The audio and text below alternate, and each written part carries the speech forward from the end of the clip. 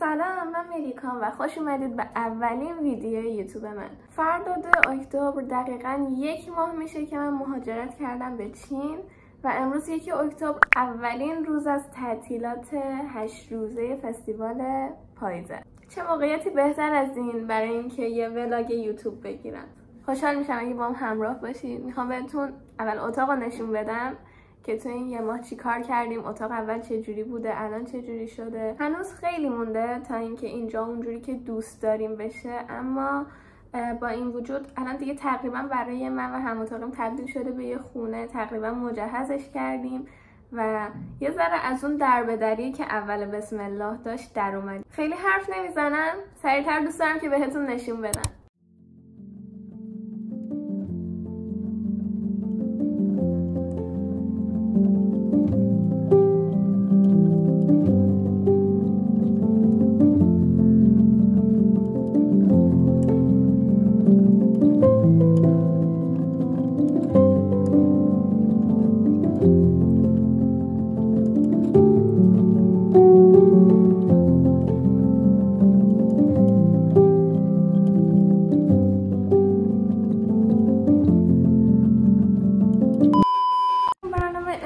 اینه که بریم سلف و نهار بخوریم. الان ساعت 11:30. خیلی خلوته و این نشون میده که اکثرا واسه این تعطیلات رفتن پیش خانواده هاشون. خیلی سوت و کوره.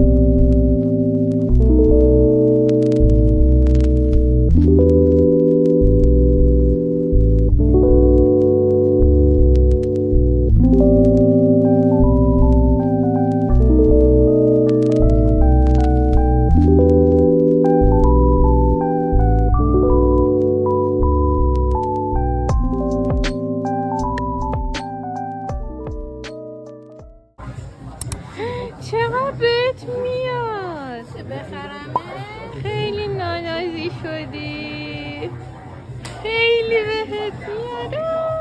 مارت پیدا کردم. نیکو جودی چرا نیکش هم خسته است؟ اوی 25 یوانه. 25 دیگه خیلی ارزون خدایی برای من.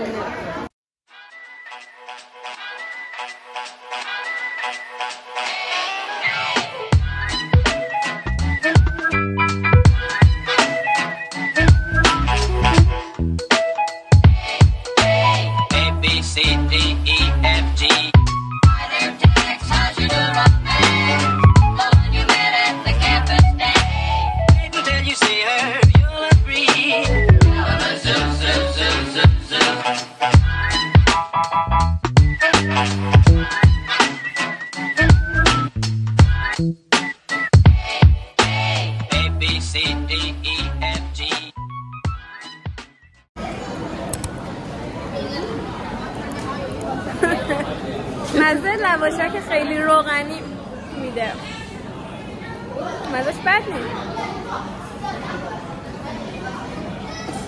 ولی بوش بده. اینجا بسته رو که میخوایم بگیریم یه کد میدن که معلوم میشه هر کی بستش کجاست و کدوم طبقه از شمارش چیه.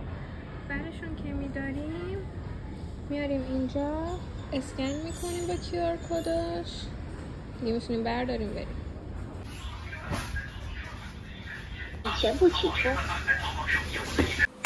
دوباره بسته. یعنی زندگی تو چین مثبت ترین پوینتش اینه که هر روز خودمون میریم کوایدی تا بسته هامون رو بگیریم. حالا نپردازیم به این که حسابمون داره خالی میشه، ولی خب عوضش خوشحالیم.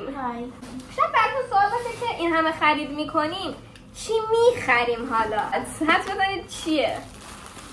نون. و بسته بعدی expensive. گلد. شیر پاکتی. چرا شیرش درد نداره ملیکا؟ از اینجا بقیه چی کنیم؟ او پاکت بوده. و بسته آخر که مهمترینشه، آنباکسش کردم از قبل.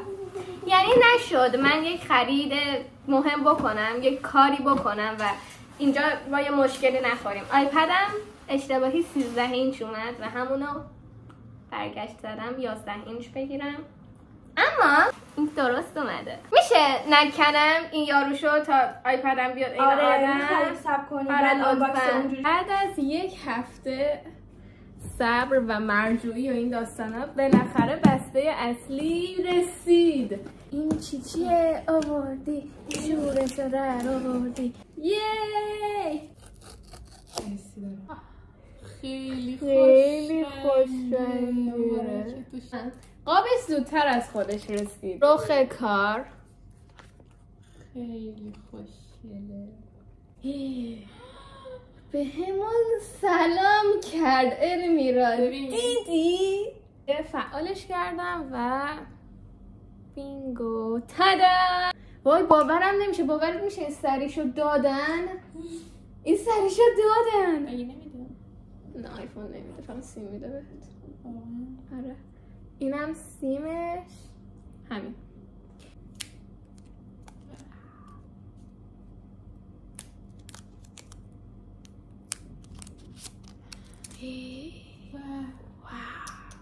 چقدر زیبا. شیرینی.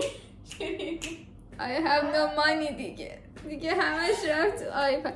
میتونم عکس شیرینی برات از پینترست بیارم خوشایی اینجوری. اومدیم یه رستوران حلال سفارش دادیم و خیلی هیجان دارم ببینم غذاش چیه. دامپلینگ سفارش دادیم که وسطش گوشته و یه ساندویچ که اونم باز وسطش گوشته.